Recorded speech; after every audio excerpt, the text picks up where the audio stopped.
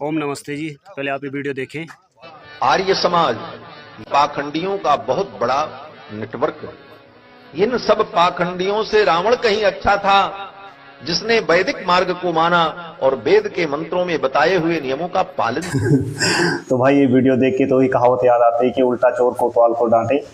तो भाई बताओ ना, सोचिए, जो आर्य समाज वेदों को मानता ही नहीं है, अपने जीवन में धारण ही नहीं करता, बल्कि उसका संरक्षण करता है, पूरे विश्व में वेदों की ज्योति जलाता है, ओम का झंडा ऊंचा रहे, वेदों की ज्योति जलती रहे। जिस समाज के जो 10 नियम है, वो सारे के सारे जो 10 नियम है वो वेद से ही प्रेरित हैं। तीसरा नियम, वेद का पढ़ना पढ़ाना और सुनना सुनाना सब आर्यों का परम धर्म है। भाई पहले ये बोल रहे हैं कि आर्य जो रावण था वो आर्य समाजियों से अच्छा था, इनका कहने का अर्थ है। अब ये तो मैं नहीं कह सकता कि वो आर्य समाजियों से अच्छा था या बुरा था, लेकिन इतना मैं अवश्य कहूँगा कि वो जो था ना, वो इनकी तरह अवश्य था। वो भी अहंकार में चूर था, रावण भी अहंकार में चूर था, जैसे कि सारे के सारे शंकराचार्य अपने को घोषित सुघोषित शंकराचार्य हैं, और ये जितने भी कथावाचक हैं या जो भी ये लोग हैं जो सारे के सारे आर्य समाज के ऊपर लांछन लगाने की कोशिश करते हैं, तो इनका कार्य वही अहंकार में ग्रस्त है। दूसरा, ये भी ऐसे जैसे रावण भेष बदल के हमला करता था ना, भेष बदल के सीता जी माता का हरण कर लिया था, वैसे ही मारीच को भेज दिया था, भेष बदल के राम जी को दूर भेज दिया था। वैसे ही वो इंद्रजीत छुप छुप के बाण चलाता था लक्ष्मण पे, लेकिन जब सामने आया तो नरक पहुंच गया। तो वैसे ही स्थिति इनकी है, ये सामने से वार नहीं करते, ये भी छंद युद्ध करते हैं। बोलेंगे, अब ये पीछे वाला आया था ना रामभद्राचार्य महाराज जी, अब जब उनको शास्त्रा की चुनौती दे दी तब वो अंडरग्राउंड हो गया, वो नहीं दिखने के। ठीक है, वैसे ही ये है, इनको जैसे शास्त्रा की चुनौती देगी ना, ये भी गोल। तो इनको ये भी वही कारण है, इनको भी क्या होता ना, इनका अपना कुछ नहीं है, इन्होंने भी वैसे जैसे रावण वाली स्थिति है ना इनकी, वही स्थिति इनकी भी है, अहंकार में ग्रस्त हैं। शास्त्रों का पता नहीं कितना अता पता है, रावण को कम से कम पता था, लेकिन वो भी शास्त्रों की बात नहीं मानता था। वही स्थिति इनकी है, ये भी कि कोई शास्त्र की बात नहीं मानते, इनके भी बाबा वाक्यम प्रमाण होता है, ये भी उन्हीं की बातें करते हैं। ठीक है ना, जैसे रावण ने भी क्या कर रहा है, स्त्रियों के साथ अभद्रता की।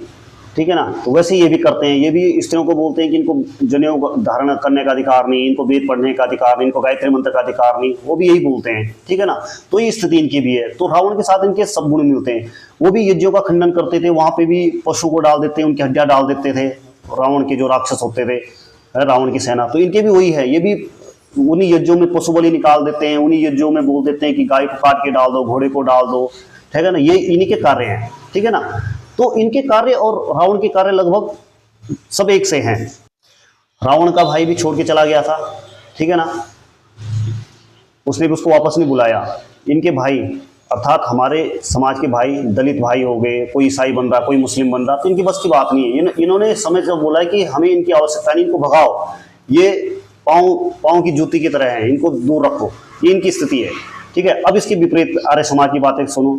जब इन्होंने ये बोल दिया कि जो वेद है ना, इनके हेग्रीव नाम का एक राक्षस भगा के ले गया था, इनके अनुसार, तब आर्य समाज के महर्षि दयानंद सरस्वती आए और समाज में उन ग्रंथों को इकट्ठा करा और उन वेदों को फिर से वापस प्रसारित करके पूरे विश्व में डंका बजाया, और सब एक झंडे के नीचे आए, वैदिक झंडे के नीचे। ठीक है ना, ऋषि दयानंद जी ने फिर वेदों के अंदर से सारी चीजें निकाल के, जब तुम्हारे यहाँ पे पशु बलियां निकल रही थी, तुम्हारे वेदों के अंदर से जो तुम्हारे वेद तो तुम जो जिनका वर्णन तुम करते थे, ठीक है ना, वेद तो एक है, ईश्वर ज्ञान है, तो ईश्वर ज्ञान के हटके तुमने उनके अंदर जो जो चीजें गलत की थी, महीधर जी ने उल्टे पुल्टे कार्य कर दिए थे, सायण ने उल्टे पुल्टे भाष्य कर दिए थे, ऐसे अंग्रेजी विद्वान थे जिन्होंने उल्टे उल्टे इनके भाष्य करके लोगों के अंदर ये कह दिया था कि जो ये वेद है ना, वेद सपेरों के ग्रंथ है। ठीक है ना, तो तब महर्षि दयानंद जी ने इनको एकत्रित करके और उन ग्रंथों के बिल्कुल प्रमाणिक विषय उनमें उठाए और जो सत्य था वही लिखा। ठीक है ना, जब तुम्हारी हिम्मत नहीं थी, कांपते थे तुम थर थर अंग्रेजों से, ठीक है, मुस्लिमों से, तब ऋषि दयानंद ने सत्याप्रकाश नाम का ग्रंथ लिखा, 13वां समोल्लास लिखा। 13वां समोल्लास में अंग्रेजों के काल में ही अंग्रेजों का ही खंडन कर दिया, अंग्रेजों की समीक्षा कर दी, बाइबिल की समीक्षा कर दी। क्या करते, कुछ नहीं कर पाए, अंग्रेज भी उस सत्याप्रकाश का कुछ नहीं बिगाड़ पाए।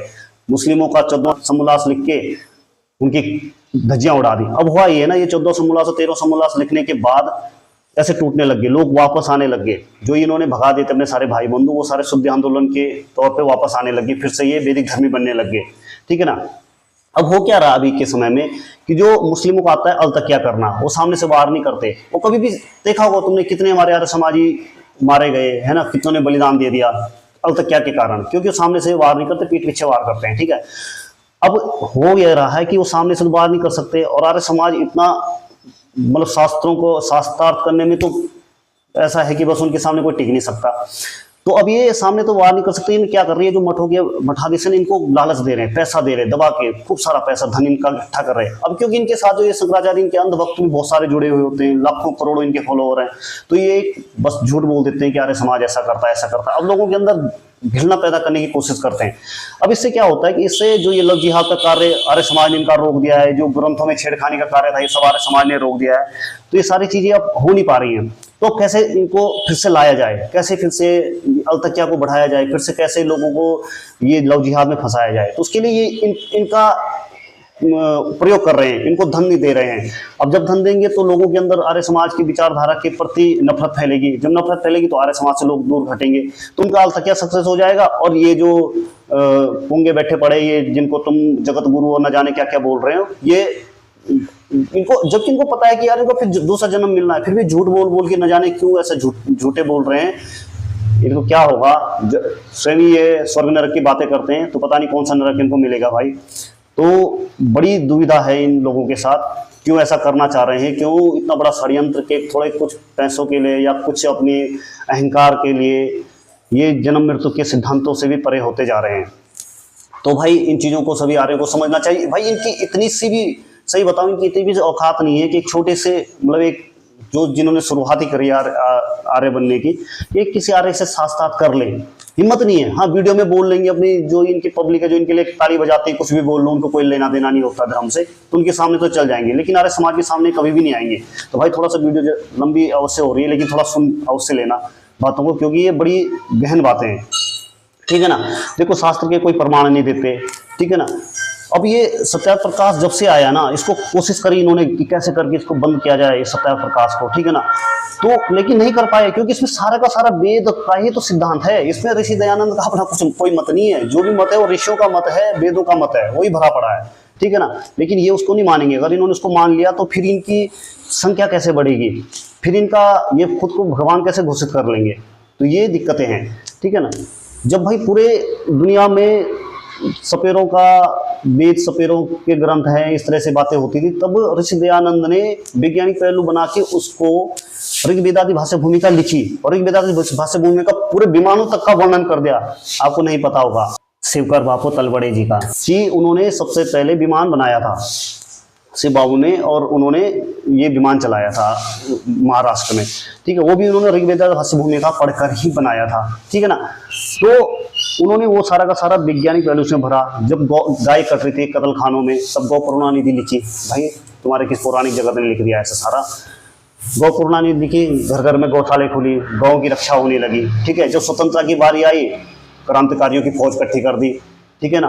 भाई कहने की आवश्यकता नहीं है, 85 से 90% तो सारे के सारे आर्य समाजी थे भाई उसमें, जिन्होंने अपने घर बार छोड़ दिए थे। राम प्रसाद बिस्मिल की जीवनी पढ़िए, कभी समझ में आ जाएगा क्या था आर्य समाज और क्या है आर्य समाज, ठीक है ना।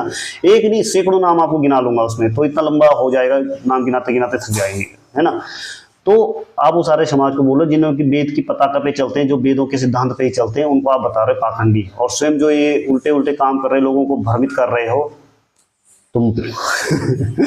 तो भाई इन लोगों से बचिए। जो भी मेरी वीडियो देख रहे हैं, जो आर्य समाज से परिचित हैं वो भी, और जो आर्य समाज से परिचित नहीं है वो भी, इन लोगों पे आंख बंद करके बिल्कुल भी भरोसा मत करें, क्योंकि ये एक तरह के एजेंट की तरह काम कर रहे हैं, अलतकिया कर रहे हैं इन लोगों के साथ मिलकर, इन विदेशियों के साथ मिलकर, केवल फंडिंग कर रहे हैं, फंडिंग मिल रही है इनको। स्वयं सोचिए कि सनातन धर्म का जो 4 आश्रम है, ब्रह्मचार्य आश्रम क्या इन्होंने करा पता नहीं, उसके बाद गृहस्थाश्रम अगर नहीं करा तो इन्होंने संन्यास धारण करा। सन्यासी के कर्तव्य हैं कि 75 वर्ष की आयु तक, 50 से 75 वर्ष की आयु तक वो जंगलों में रहता है, वही अपना साधना वगैरह करता है, फिर कभी आता है उपदेश देकर चला जाता है, और 75 वर्ष के बाद ये दिखते ही नहीं। ये कोई मठ छोड़ रहे हैं, मठों में लड़ रहे हैं, मर रहे हैं इनकी गद्दियों के लिए, ठीक है, और लांछन किस पे लगाने की कोशिश कर रहे हैं, आर्य समाज पे। तो भाई इन लोगों से बचिए। आप लोगों ने जिन्होंने सत्यार्थ प्रकाश नहीं पढ़ा वो लोग सत्यार्थ प्रकाश पढ़िए, जिन वेदांतिक भाष्य भूमिका पढ़िए और इन लोगों से बचिए। नमस्ते।